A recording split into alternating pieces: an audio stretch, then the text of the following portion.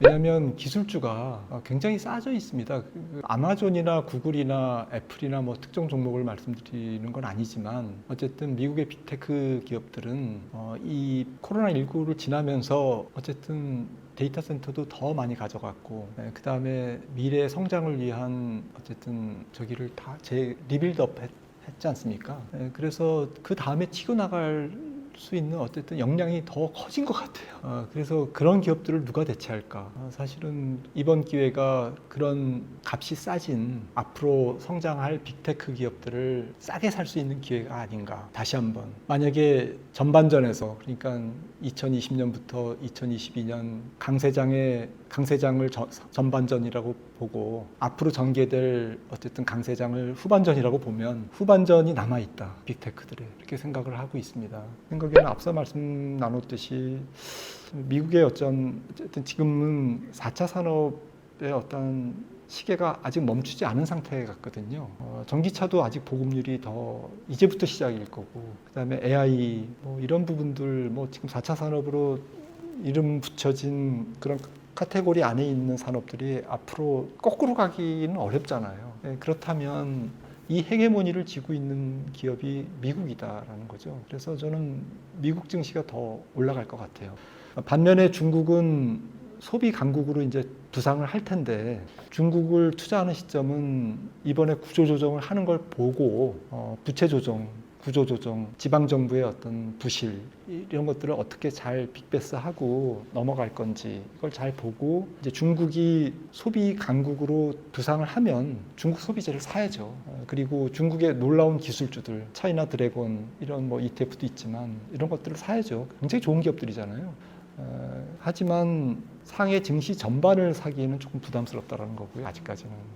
그리고 이제 지금 말씀드린 거는 이제 인더스트리 측면에서 미국 기업들이 유리하다, 앞으로도 새로운 경기가 이제 이어져도요. 두 번째는 주주 친화적인 측면에서 미국은 배당과 자사주 매입 소각을 합친 주주 환원율이 100%입니다. 우리나라는 10% 정도거든요. 10배 차이고, 배당 소득도 우리나라는 분리과세, 종합과세고 저쪽은 분리과세라서 세후 수익률로 따지면 배당 수익률도 차이가 나거든요. 이런 측면에서 저는 주주 환원율이 굉장히 앞으로 중요해지는 상황이다라고 생각을 합니다. 한국 기업들, 좋은 기업들 많지만 제 생각에는 외국인들이 조금 우려하는 부분은 한국의 어쨌든 외국인 지분율이, 주식 보유율이 여기서 더 치고 올라갈 수 있느냐라는 부분에서 퀘스천을 갖고 있는 외국인들이 많아요. 왜냐하면 인구 증가율의 둔화, 산업 생산의 역동성의 부족, 그 다음에 삼성전자와 일부 테크 기업들을 빼면 돋보이는 기업들이 없다라는 점, 그 중에서 가장 좀 한국 경제에 대해서 부정적 시각을 가지고 있는 외국인들은 제가 뭐 다 아는 건 아니지만 중국의 어떤 성장 둔화에 같은 길을 가고 있는 나라일 수 있다, 지켜보겠다라는 거거든요. 그리고 국민연금이 안 사잖아요. 그러니까 어쨌든 구조적으로 더 적극적으로 못 사니까 외국인들이 더 적극적으로 들어와가지고 국내 기관들의 매물을 계속 소화해 주면서 산다. 그 다음에 한국 MSCI 선진국 지수를 가지 않는 한 중국이나 다른 데 쪽의 비중이 올라갈 수밖에 없잖아요. 그러니까 외국인들이 적극적으로 EM 시장에서, 이머징 시장에서 한국 주식을 더 늘릴 수 있는 그런 룸이 없거든요. 그렇다고 보면은 기관들이 그렇게 많이 살 수 있는 여건도 아니라고 보면 결국엔 외로운 개인들이, 우리 동학개미들이 바치고 있는 거거든요. 굉장히 어려운 장이죠. 그래서 개별 종목을 말씀드리는 게 아니라 전체 시장을 말씀드리는 겁니다. 수급 구조를요. 그렇게 생각하면 저는 다음 경기의 업턴 과정에서 업턴 할 때 반드시 한국 증시가 유리하다? 그런 것은 조금 약간은 다시 생각해 볼 필요가 있지 않을까. 어쨌든 뭐 미국 증시가 가면 비슷하게는 가죠. 한국 증시라고 왜 안 가겠습니까? 하지만 정말 젊으신 분들은 저는 미국 증시 한 절반 가져갈 거를 권유해 드립니다. 주가가 어느 정도까지 이제 떨어지면 제 생각에는 주가가 선반영했다라고 봐야 될 것 같아요. 그러니까 그 지금의 경기, 처음에 말씀 나눈 것, 지금의 경기는 팬데믹으로 시작됐는데 이거는 사람들이 바이러스 때문에 움직이지 못하면서 경제가 망가졌지 않습니까? 처음에. 그러면서 이제 2020년 3월부터 시작된 경기 침체인데 짧게 끝났죠. 돈 풀고 그래서. 근데 거기서 이제 대규모 뭐 은행의 부실이라든지 뭐 엄청난 기업들이 뭐 시티가 뭐 부도나고 골드만이 부도나고 이런 상황이 아니었잖아요. 오히려 지금 커머셜 뱅크든 IB든 돈을 더 벌었습니다. 그리고 또 미국의 시가총액의 30%를 차지하는 빅테크 기업들은 굉장히 탄탄해졌습니다. 주가는 고점 대비 52주 최저가로 지금 떨어져 있지만 뭐 고점 대비 30%가 떨어졌지만 기업 자체만 보면 굉장히 좀 돈도 많이 벌었고 캐시플로우도 굉장히 좋거든요. 그러니까 드리고자 하는 말씀은 미국 경제를 특히 움직이는 전체적인 코어는 중심은 탄탄하다. 그리고 여느 때 역대급 경기 침체처럼 리만 브라더스가 부도나고 대규모 어쨌든 실업이 발생하고 이런 상황하고는 견주기 어려운 그러한 차분한 상황이기 때문에 무슨 회사채 스프레드도 계속 올라가고 하이힐드 스프레드도 보니까 500bp 벌어졌더라고요. 450bp 이렇게 벌어지면 결국 뭐 8% 정도의 어쨌든 회사채를 주고 자금을 끌어야 되는 기업들은 부도가 나겠죠. 하지만 안타까운 일이지만 그거는 좀 부분적인 거고 전체적인 경제를 완전히 그 위기로 몰고 갈 정도의 그러한 시스템적 위험은 저는 적다라고 보고 있거든요. 아직까지는 미국이. 그래서 제 생각에는 좀 이걸 좀 구분해서 봐야 되지 않을까. 경기 상황이 극단적인 역대급 침체에 의한 주가의 대폭락이 저는 조금 제한적으로 진행된다라고 보는 거죠. 예를 들어서 뭐 리만 사태나 아니면 닷컴 버블 때처럼 정말 말도 안 되는 밸류에이션에서 주가가 폭락하면 여기서도 뭐 30% 더 떨어져야 되죠. 그러면 S&P 500이 3,000을 깨고 내려가야 된다는 거거든요. 여기서도 30%더 떨어지고. 그럴 정도의 상황은 저는 펀더멘탈 환경이 아니다라는 거고 이미 미스터 마켓은 내년에 경기 침체가 오는 거를 저는 80% 정도는 가격에 반영한 상태에서 이제 마지막 가격 반영은 정말 마지막 가격 반영, 아까 말씀드린 금리가 더 치솟고 그 다음에 실적이 망가지면서 확인 사살하는 그런 쪽에서 펀드가 환매되고 공매도가 더 활성화되는 그런 상황이 하반기에 한두 달, 두어 달 정도 진행되면 저는 어쨌든 주가 측면에서는 한 10%에서 15% 정도 빠지면 만약에 EPS가 미국 기업 기준으로 그렇게 큰 훼손이 없다면 사실은 올해 한 10% 증가로 지금 컨센서스는 형성돼 있습니다.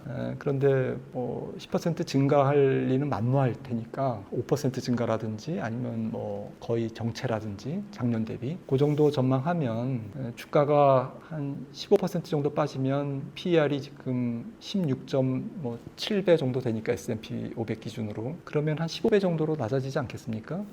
그러면 그 정도의 밸류에이션은 향후에 나타날 이런 경기 침체까지도 전부 반영한 정도의 밸류에이션이 아닐까, 공정 가격이 아닐까라는 생각이고요. 그러니까 만약에 그렇게 해서 여기서 한 10%에서 15% 정도 하락한다면 저는 주식을 사야 된다. 그러니까 S&P 500 기준으로 3,300, 코스피 기준으로 2,300이 깨지면 저는 주식을 사야 된다라고 생각을 하고 있고요. 만약에 거기서 더 빠지면 빚을 내서 사야 된다. 더 적극적으로 사야 된다라고 생각을 하고 있습니다. 이번 경기의 특징이 좀 그렇게 역대급 위기 상황은 아니기 때문에 만약에 이제 제가 말을 바꾼다면 다음에 출연했을 때 생각해 보니까 이런 걸 못 봤습니다. 예를 들어서 엔화가 150엔 치솟으면서 아시아 외환 위기가 올 줄은 몰랐습니다. 내지는 유로화가 달러당 1.0까지 떨어지면서 제2의 유럽 재정 위기가 올 줄은 몰랐습니다. 이태리가 모라토리엄을 신청할 줄은 몰랐습니다. 죄송합니다. 이렇게 얘기하겠죠. 아니면 중국 기업 부채가 더 망가져가지고 정말 난리가 났습니다. 중국이 4% 성장이 아니라 2% 성장으로 떨어질 줄 몰랐습니다. 그러니까 이제 위기가 위기를 불러서 약간 전염되는, 그래서 전혀 생각하지 못했던 더 다른 큰 위기, 좀 꼬리 위험이 발생할 가능성, 이거는 물론 조금 주시해야 되겠죠. 근데 지금부터 그거를 베이스 시나리오로 놓고 이러니까 2,300이 깨져도 S&P 500 뭐 3,300이 깨져도 주식을 사면 안 될 겁니다. 이렇게 얘기하기는 좀 저는 쉽지 않죠. 예, 그거는 조금 더 이렇게 관찰하면서 말씀드려야 될 부분일 것 같습니다. 저는 마지막 그 약세장이 마지막 확인하는 약세장이 제일 고통스러울 거라고 생각을 합니다. 왜냐하면 그때는 우량주도 같이 빠지거든요. 펀드가 환매당하고 그러면 환매가 되고 이러면 펀드 매니저들이 고객이 돈 달라고 그러는데 삼성전자도 팔아야 되고 애플도 팔아야 되고 아마존도 팔아야 되거든요. 그러니까 이게 무차별적으로 빠지는 국면이 있을 수 있다라는 거죠. 그래서 또 공매도도 있고요. 성행할 거고. 그런 측면에서는 이 막바지 위기 국면을 어쨌든 조금 자산을 지키는 데 집중을 해야 된다라고 말씀드리고 싶고, 아까 이제 질문을 이제 시점을 말씀하셔서 좀 생각나는 부분은 결국 물가가 저는 미국 소비자 물가 CPI 기준으로 4 내지 5% 정도를 보이면 그때부터는 주식을 안심하고 좀 사실 게 좋겠다. 지금 그렇게 생각을 합니다. 그렇게 보는 근거는 제가 가지고 있는 물가를 고려한 밸류에이션 모델에서 모델까지라고 말씀드리기는 좀 거창하고 그러한 그 포뮬러 산식에서 산출한 한 4%에서 5%의 물가 상승률은 물가 상승률과 한 16배, 15배에서 16배 정도의 S&P 500 PER은 굉장히 편안한 자리다라는 겁니다. 역사적 평균으로. 어쨌든 리만 브라더스 같은 글로벌 금융위기만 아니라면 그런 정도에서는 4%, 5%도 물가는 굉장히 높은 수준이죠. 근데 그 정도가 되면 아마 주가도 미리 PER이 한 15배 정도로 떨어져 있을 거고 코스피는 뭐 한 8배 정도로 떨어져 있을 거고 PBR도 0.9 뭐 이렇게 낮아져 있을 거기 때문에 그 정도는 뭐 세이프하다라는 말씀을 좀 드리고 싶은 거고요. 그러면 올 연말 물가가 어느 정도일까? 저는 올 연말 미국 소비자 물가가 지금 지난달이 8.6이었지 않습니까? 저는 한 6%대 중반 정도, 잘하면 뭐 초반일 거라고 생각하거든요. 그러니까 한 4 내지 5%의 소비자 물가는 내년 상반기죠.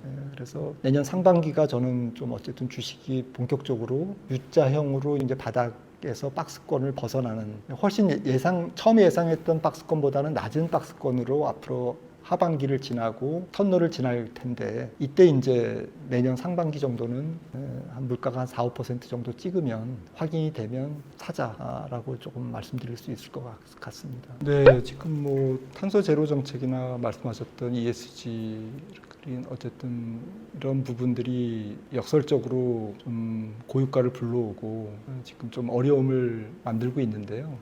사실 뭐 지금 미국의 정유업체라든지 또 셰일 채굴업체라든지 이런 데들은 뭐 적어도 한번 설비 투자를 하면 뭐 2, 3년에서 그 이상을 보고 투자해야 되지 않습니까? 근데 지금 앞서 말씀드린 것처럼 뭐 늦어도 내년 하반기부터는 경기 침체가 올 것 같은데 거기다 대고 투자를 해서 지금 무슨 이득이 있겠냐 라는 거니까 어쨌든 안 할 수 있으면 안 하고 버티는 거죠.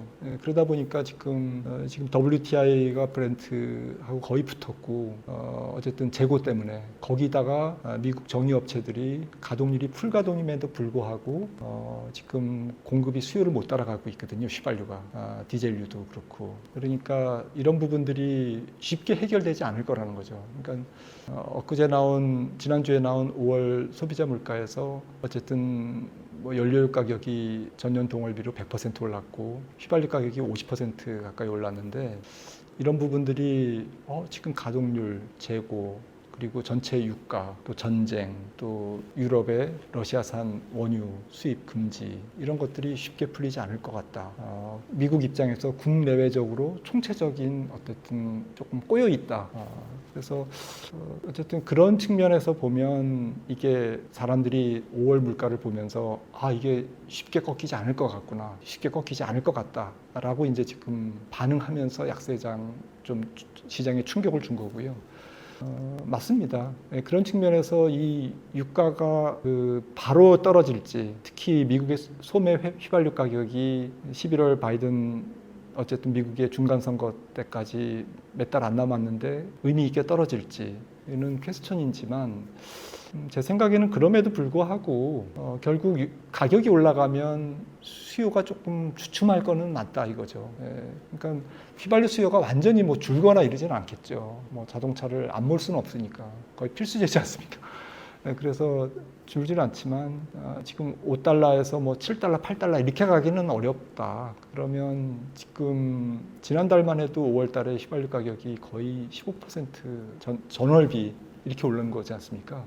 한 10% 정도 넘게 오른 걸로 기억을 하는데 이런 게 계속되지는 않을 거라는 거죠. 특히 한 8월 정도 지나면 냉방 수요가 조금 줄고 또 지난달 말부터 시작된 드라이빙 시즌도 7월 초면 이제 끝나고 이제 이러면 한 9월 정도 가을부터는 그래도 좀 유가가 좀 주춤거리고 전체적으로 실업률이 저는 올라올 거라고 봐요. 지금 3.6%인데 아무래도 실업률이 또 연준의 목표이기도 하고요. 지금 금리를 올리는. 그래서 실업률이 내년 중반까지 계속 한 4.5% 정도까지 빠르진 않지만 완만하게 올라간다면 어쨌든 실업률이 올라간다는 얘기는 전체적인 수요가 준다라는 거거든요. 경제. 임금 상승률도 둔화되겠지만. 그래서 유가가 아주 지난 몇 달처럼 가파르게 오르지는 않을 거다. 그러니까 결국엔 물가가 정점이 제 생각에는 7, 8, 9월 물가 중에 고점을 찍고 내려오지 않을까. 물가 고점이 한 분기 정도 뒤로 지연되는 그런 상황인데 9월 물가를 보려면 사실은 10월이잖아요. 그러니까 2분기 실적 시즌 끝나고 가을 정도가 돼야 이제 물가에 대해서 조금 뭐 아주 패닉 정도의 주가가 완전히 물가 때문에 진절머리 나고 굉장히 두려워하고 이렇게 그냥 반응하는 어떤 텐트럼을 보이는 이제 이런 상황은 한 가을 정도는 조금 해방되지 않을까 이렇게 생각을 합니다. 근데 주식을 이렇게 하다 보면 매일 보면 사게 되거든요. 계좌에 현금이 있으면 조금씩 사게 됩니다. 그러다 보면 어느새 비중이 올라가 있고 그러다 보면 가랑비에 옷 젖듯이 수익률이 나빠지거든요. 그래서 가능하면 조금 이런 국면에서는 쉽진 않은데 어쨌든 안 봐야 됩니다. 고수들은 지금 안 봅니다. 왜냐하면 자꾸 보면 사고 싶으니까. 그러니까 이게 고수들은 조금 주식을 멀리하고 있어요. 만화책 보고 넷플릭스 보고 이렇게 영화 보고 있습니다. 저는 안정성장주를 좋아하고요. 그러니까 안정성장주라는 거는 조금 수익 모델이 기업이 이렇게 돈을 버는 모델이 복잡하지 않고 워렌 버핏이 좋아하는 모델이죠. 콜라 회사라든지 맥도날드라든지 이런 회사들인데 그런 종목이 좋고요. 또 한 측면은 좀 우리나라는 좀 성장주가 괜찮을 것 같아요. 한쪽에서는. 왜냐하면 글로벌 성장성이 있는 기업들이 좀 많이 나올 것 같아요. 또 지금도 많지만 앞으로도 많이 나올 것 같아요. 그런 종목들이 좀 10배거 10배 오르고 이런 종목들이 있지 안정성장주에서 대박을 바랄 수는 없잖아요. 근데 주식 투자의 묘미는 예를 들어서 제 금융자산이 100이다. 그 중에서 30%를 주식한다. 그러면 그래도 30%를 위험자산에 투자한 거잖아요. 근데 위험자산에 거기다가 또 안정성장주를 반 정도 투자하면 나머지 반은 고성장주에 배팅해야 되지 않겠습니까? 그럼 전체 금융자산에서 한 10%인데 코인은 못 사더라도 전체 금융자산의 10%는 저는 소재, 부품, 장비, 바이오, 헬스케어 이러한 그 히든 챔피언 밖으로 뻗어나가서 10배 날 종목 이게 조금 황당한 어쨌든 욕심이 아니라 생각에는 그게 주식 투자의 묘미라고 생각하거든요. 왜냐하면 또 한 주식 전체 비중의 절반 정도는 안정성장주를 깔고 있기 때문에 거기서 한 3% 배당도 나오고 그러면 좀 완충이 되죠.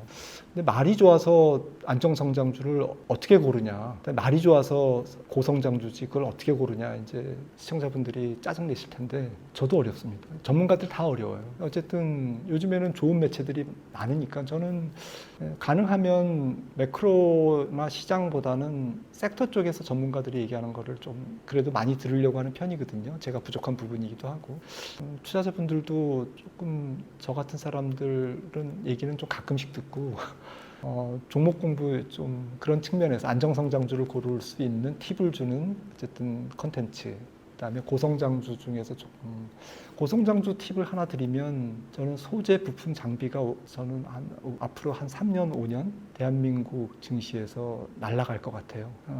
왜냐하면 지금 미국의 정부가 바뀌더라도 어쨌든 약간 서플라이 체인, 그러니까 공급망은 첨단 산업 쪽에서 분절화가 되지 않을까. 그러니까 서서히 약간 자유민주주의 진영과 공산주의 진영의 어떠한 그 공급망이 특히 첨단 산업 쪽에서는 이게 상당한 헤게모니고 또 안보와 관련이 있고 반도체죠. 바이든 대통령이 평택 삼성전자를 방문한 이유는 저는 가볍게 보지 않습니다. 쇼가 아니라고 생각하고요. 그다음에 리쇼어링, 프렌드 쇼어링, 미국이 공장을 계속 짓지 않습니까? 자국 땅에, 미국 땅에. 그러면 부품은 한국 땅에서 공급할 수밖에 없거든요. 그게 5G든 배터리든 아니 2차 전지든 아니면 반도체든 어떤 산업일지라도 일자리를 창출하는 큰 공장은 미국에 짓지만 부품 조달은 자동차도 마찬가지죠. 한국에서 어쨌든 수출하는 그러한 그 소재 부품 장비의 전성시대가 열려야 되고 그래야 한국 경제가 산다. 그게 거기서 부가가치가 떨어지는 거거든요. 그래서 아마 기업들이 그걸 알고 있기 때문에 거기에 총력전을 하고 있고 지금 말씀드린 그런 섹터에서 경쟁력이 다 있습니다. 2차 전지도 얼마나 경쟁력이 있어요. 우리나라 소재 부품 장비들이. 그런 독보적인 기업들, 중국 기업들도 달라고 그러고 미국 기업들도 달라고 그럴 텐데 그런 쪽에서 저는 희망이 있다고 생각합니다. 성장주를 그쪽에서 좀 발굴하려고 생각하고 있습니다. 저는 고령화가 앞으로 고성장주를 만들 것 같아요. 중국이 가장 큰 고령화 국가잖아요. 중국 정도의 인구 고령화 국가가 없고 전 세계 인구 중에서 2050년까지 40년까지인가 50년까지 7억 명 이상이 유엔 통계를 보면 7억 5천만 명이 65세 인구로 새롭게 등극이 됩니다. 고령화 인구로 되는 인구가 7억 명이 넘거든요. 미국 인구의 2배고 중국 인구의 절반이지 않습니까? 그 중에서 가장 거리적으로 가까운 중국이 고령화 국가가 되기 때문에 바이오 헬스케어 이런 쪽이 굉장한 성장 산업이 될 것 같아요. 좀 길게 보면 한가한 얘기지만 지금 시장이 지금 안 좋은데 그래도 희망을 갖고 있습니다. 그런 쪽에 성장주들이 우리나라 잘할 수 있잖아요. 또 잘해왔고 앞으로 많이 나올 것 같은데요. 나만의 스트라이크 존을 지켜라. 그러니까 삼진아웃 당하더라도 나쁜 공에 손대지 말자. 그러니까 남들이 좋다고 하는데 PR을 보니까 50배야. 그러면 정말 50배의 가치가 있는지 한 번 더 생각하고 자신 없으면 안 건드리는 게 나중에 보면 그게 잘한 일이다라는 거죠. 정말 자신 있는 종목은 50배 이익이 매분기 더블로 느는데 왜 안 삽니까? 이유가 있으면 사야 되지만 그렇게 투자한 게 지금 서학개미 분들이 해외에서 많이 터진 종목들이 가장 그런 종목들이거든요. 밈 주식이라는 게. 그러니까 밸류에이션을 꼭 봐야 된다는 거죠. 그래서 주식 투자는 밸류에이션 공부, 특히나 PER을 꼭 따져서 투자하시라는 거고요. 또 한 가지 생각나는 거는 단기 트레이더가 될 거냐 아니면 정말 존버, 정말 좋은 주식은 그냥 장기 투자자, 그냥 아예 그냥 잊어먹는다. 코스톨라니 얘기처럼 그런 투자자가 될 거냐. 저는 단기 트레이더는 전문가 영역이고 또 일반 투자자분들 중에도 재능이 있으신 분들이 꽤 되더라고요. 이렇게 지금 시청하시는 분들 중에도 투자하시는 분들이 있을 거예요. 근데 자기 직업을 가지면서 단기 트레이드는 못 하잖아요. 이게 전문가 영역이고 그 다음에 초장기 투자자는 모르겠어요. 안 해봐가지고. 근데 저는 중간이 맞는 것 같아요. 코스톨라니 말씀처럼. 그러니까 합리적 중기 투자자 한 6개월에서 한 1년 반 내지 2년 정도 보고 주식을 어쨌든 저평가되어 있을 때 매집해서 남들이 달려들 때 그냥 기부하듯이 파는, 아유 당신도 좀 드셔야지 이러면서 파는, 이런 게 수익이 나지. 나스닥 엄청 올라 있는데 우리 딸을 얘기해서 죄송합니다. 아빠 지금이라도 나스닥 레버리지 사면 안 돼? 라고 얘기했을 때 그렇게 해서 좋은 경우를 못 봤거든요. 아니, 남들이 관심 없을 때 사야죠.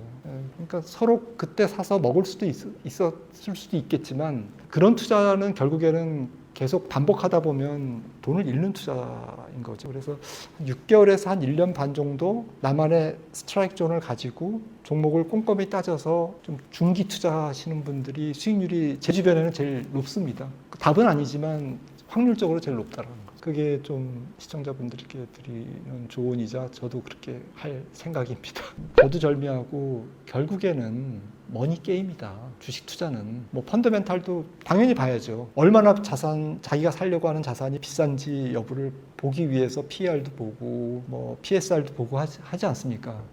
하지만 결정적으로 중요한 거는 돈을 많이 풀다가 이제는 안 풀래 아니면 못 풀어. 그게 연준이잖아요. 전 세계 유동성 공급의 가장 핵심적인 기관이니까. 그래서 연준의 입을 보는 거고, 연준이 돈을 열심히 풀다가 줄이기 시작하면 같이 줄여야 됩니다. 이번에도 3월 달부터 줄였어야 맞는 거죠. 3월 달에 첫 금리 인상을 25bp 인상했잖아요. 그 다음에 5월 달에 50bp 인상했지 않습니까? 근데 25bp, 50bp 인상하는데 사람들은 그냥 안일하게 생각했잖아요. 일단은 연준이 50bp 올리면 이거는 심각하다. 연준에 쫓아서 위험자산을 줄였어야 맞는 거죠.